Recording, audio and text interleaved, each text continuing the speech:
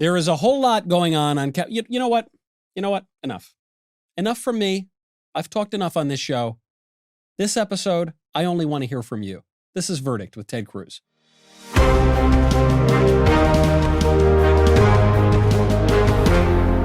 Senator, I say this with no false modesty.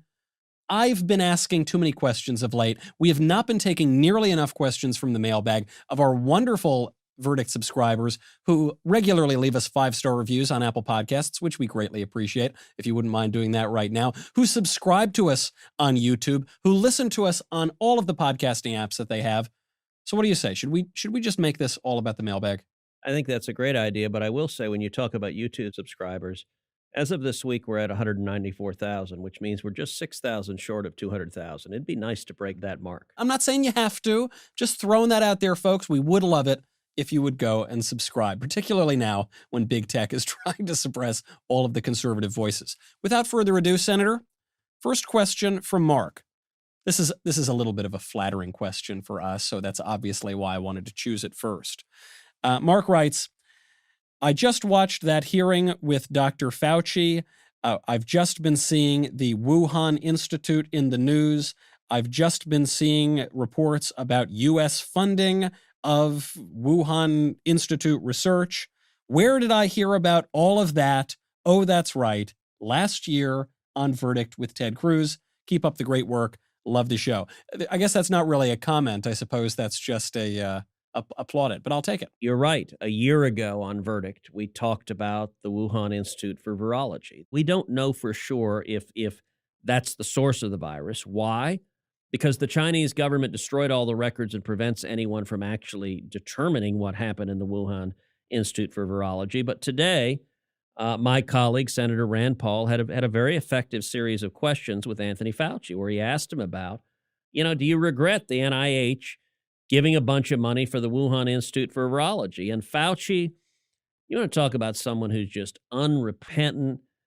He almost said to Rand, screw you, because everything about Fauci's demeanor and temperament was, it reminded me of like a guy in Goodfellas, hurling Italian curse words at Rand. And Michael, I don't mean to upset you by suggesting that Italians can curse. Yeah, I've never heard it. The defiance of it. I mean, Fauci like doesn't apologize for sending a bunch of money to Wuhan, doesn't express any responsibility. I think it is more likely than not that the virus escaped from one of those two labs. It's not proven, it's circumstantial, but the odds are exceptionally daunting that you would have labs studying this exact kind of virus exactly where the outbreak occurs and there not be a connection. And I think we need to have a serious, credible investigation to figure it out. And Fauci doesn't seem remotely concerned.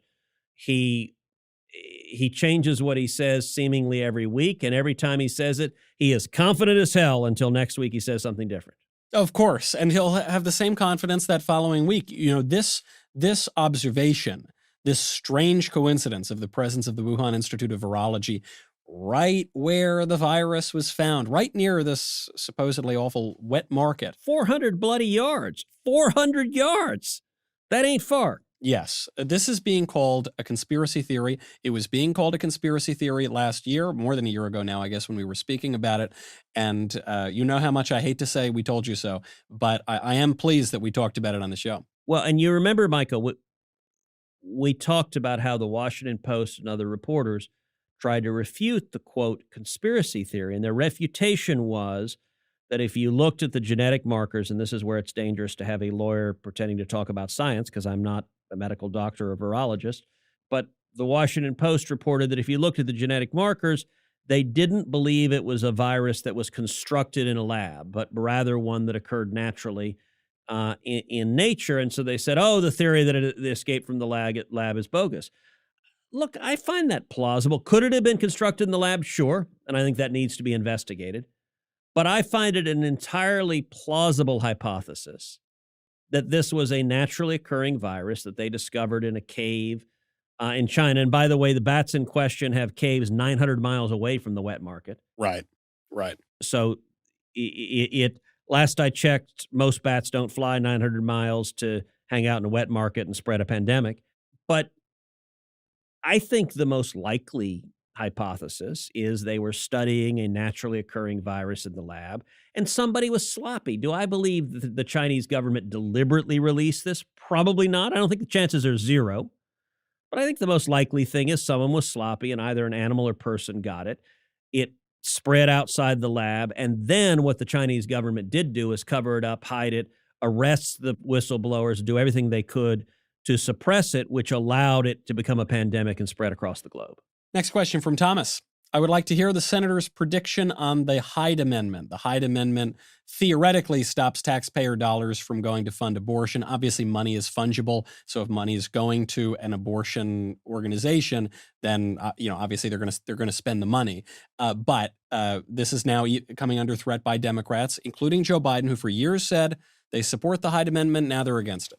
Yeah, look, I'm very concerned about the Hyde Amendment. If you look at today's Democrats, they're radicalized. They're radicalized on virtually every issue. We've talked in this podcast about the book I wrote a few months ago called One Vote Away, How a Single Supreme Court Seat Can Change History. There's a chapter in that book on abortion, on life. And it talks about how today's Democrats, their position is they support unlimited abortion on demand up until the moment of birth, partial birth abortion, with no parental notification, with no parental consent, and with full taxpayer funding, with the taxpayers paying for the abortion.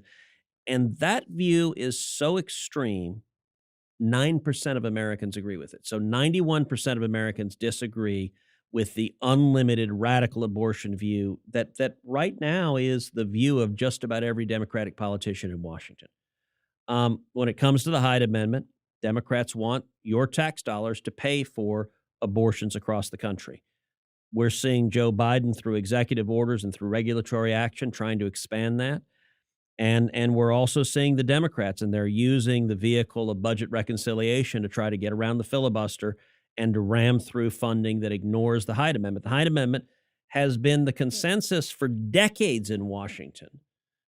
Although people can disagree on the question of abortion and protecting life, and you and I are both strongly pro-life, there used to be a wide consensus that it wasn't fair to use taxpayer funds to pay for abortion, to force people who are pro-life to pay for taking the lives of unborn children. Today's Democrats, they don't care about that consensus because they've been radicalized. So I think that question is a very real and active threat. Right. Yeah, this was always the fear of the safe, legal, and rare line from Democrats, which never made a lot of sense. If abortion is morally comparable to murder, then it shouldn't be legal. If it's not, if it's just a choice and has no effect on anyone else, then it shouldn't be rare. But that at least was the consensus for a long time. And but it would appear that we've ditched the rare part of that argument. Yeah, I mean, that's no longer. Bill Clinton said that in the State of the Union address. I don't know of a Democrat in the Senate who believes that. Yeah. That's no longer their position. Yep. It is unlimited abortion on demand. And by the way, when we have votes on things, and I talk about this in One Vote Away, when we have votes on things like the pain-capable legislation, which is legislation that says unborn children after 20 weeks of development, the science shows that unborn child can feel pain, that he or she writhes in pain during abortion, writhes in agony, and it's a limitation on late-term abortions when the unborn child can feel pain. The Democrats vote party line against that restriction. They're perfectly happy with partial birth abortion, late-term abortion. Most Americans are not, but today's congressional Democrats listen to the radical activists and not actual voters back home. Very practical question from Real Truth Cactus, who I suppose is our colleague on the show. I can't believe that the Cactus would write into the show this way. The Cactus asks, what are some practical things everyday Americans can do to protect their financial well-being in economically chaotic times such as these? I think inflation is a real risk. That means to the extent you can limit your exposure to variable interest rates, that's a good thing.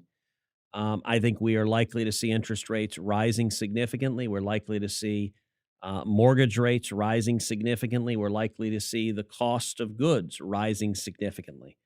When you have Joe Biden and the Democrats proposing $6 trillion in new spending, I think there's a good chance that's going to prove significantly inflationary. So, to the extent you can hedge yourself against that is a good thing. I think we've got cross-cutting economic factors right now. On the plus side, we just went through a year where the entire economy was shut down and we artificially basically froze our GDP and we had a double-digit decrease in GDP. The fact that we've got vaccines now and the economy is opening up means we're seeing economic growth. We're seeing the economy come back significantly. The countervailing factors on that are, number one, I'm hearing over and over again from small businesses and employers that the federal government is paying people more not to work than to work, and they're having a very hard time getting employees to come back because, if you pay people not to work, wonder of wonders, they actually don't work. I also think the massive taxes and regulations coming from the Biden administration are going to uh, hammer the economy. And so you've got kind of two vectors. One, the economy taking off because it's reopening. Two, the taxes and regulations pushing it down. How that plays out exactly, I don't know. I'm not smart enough to have a crystal ball on the economy, but I think I would expect some real volatility. And so, to the extent you can save, to the extent you can invest in investments that are guarded against inflation, and that often includes things like real estate, includes things like commodities like gold and silver, where if there's inflation, real estate or gold and silver are likely to go up to go along with inflation. I think those are all sensible, but with the caveat that I ain't your fiduciary, and if you're taking financial advice from a lawyer and Supreme Court litigator who's a senator, you might want to rethink your financial priorities to begin with. Well, I'll tell you, Senator, I just assumed you would tell people to invest everything in Dogecoin or something. That was always my really stable investment strategy. And depending on the hour of the day, I'm either bankrupt or a trillionaire. Yeah, I got to admit, Michael, so the whole Bitcoin, Dogecoin, I have some friends who've invested in it who've actually done quite well, Yeah. and they've encouraged me. I have not invested anything in it, and maybe I'm a fool. No, nor have I. I don't really understand it. I don't really understand it, and I'm worried. You look at like Holland and the tulip bulb mania, where tulip bulbs got bid up and up and up and up, and it became a bubble, and then it all cratered, and everyone lost everything. And maybe I'm just a Luddite and I don't understand that Bitcoin is the future. I think it's fine if people want to do it. I'm quite libertarian about it. But in terms of my assets to invest, I don't like to invest in things that I don't fully understand. And I will readily admit I don't fully understand the Bitcoin world. Well, I don't know about you. I think the bulbs are coming back. I'm very long tulip, but well, I guess only time will tell. Before we go, this question actually is incendiary, but I find it difficult to answer. This is from Chelsea, who says, "Hey, Michael, big fan of the show. Which president is worse, Joe Biden or Woodrow Wilson?" All right. So, as you know, Woodrow Wilson, I have a slight bias towards because he was president of Princeton University and I am a Princeton alum. It's true. Although I'll tell you, you want to talk about something irritating. So, when I was in college, I was a college debater. As you know, I was one of the cool kids. Yeah. Going to all those cool debate parties every weekend. Yeah. Oh, yeah. Yeah. Yeah. Very, very impressive. Red Solo cups, kegs of stale beer, really cutting edge stuff. So the debating society at Princeton is called the American Whig Classophic Society, and it was actually two different societies. One was the American Whigs, the other was the Classophic Society. They're both over 200 years old. One, the American Whigs, was founded by James Madison, the father of the Constitution. Classophic Society was founded by William Patterson. The two merged, and today the Classophic Society are the conservatives and the Whigs are the liberals. I actually find it ironic because James Madison, the founder of the Whigs, I agree with on practically everything. But when I was in college, I was chairman of the Classophic Society, so the conservative part of the debating society. And in 2016, Whig Clio awarded me their James Madison Medal for public service. Well, following the whole January 6th thing and the left and the academic world going into a fit and screaming insurrection and doing it completely disconnected to actual facts of Right. what I did as a senator, giving a speech on the Senate floor and urging for a commission to examine electoral claims of election fraud. Yeah. The students voted to rescind my James Madison Award, which frankly kind of irritated me. That you have a bunch of lefty students who decided we want to rescind the award. The trustees of Wig Clio actually vetoed the students' decision, so they didn't, in fact, rescind my award, but the students voted. And it was apparently a pretty close vote. It was something like 37 to 35 or something like that.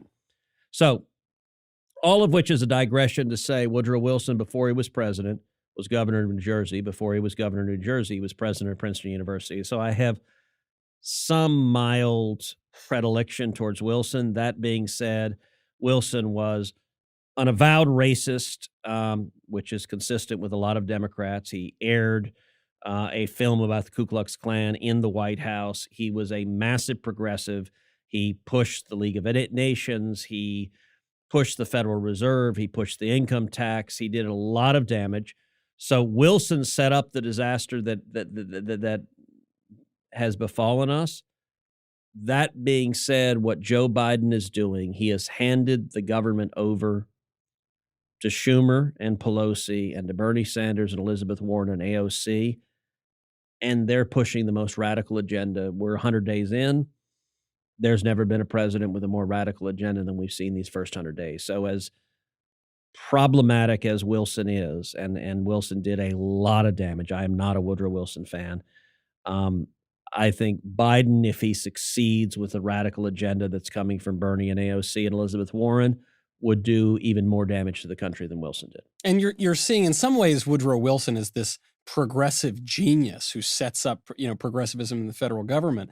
But now you're seeing the flowering of that. So Joe Biden, I don't think he's a deeply read man. I don't think he's particularly scholarly. I'm not telling tales out of school here. He's had some issues with his academic claims over the years, but he is, as you say, boring but radical. He's kind of the flowering of that. So I would have to agree. And Senator, before we go, just to give you one more book club, it occurred to me when you mentioned the very tense vote between the trustees of the society, that vote was very nearly one vote away. If only they had read your book, perhaps they would have understood the law better, the matters at stake. We have to hold it there. We look forward to taking more mailbag questions from our wonderful subscribers very soon. Please send those in. If you happen to leave a 5-star review on Apple while you do that, if you happen to get us over that hurdle on YouTube by subscribing, that would be terrific.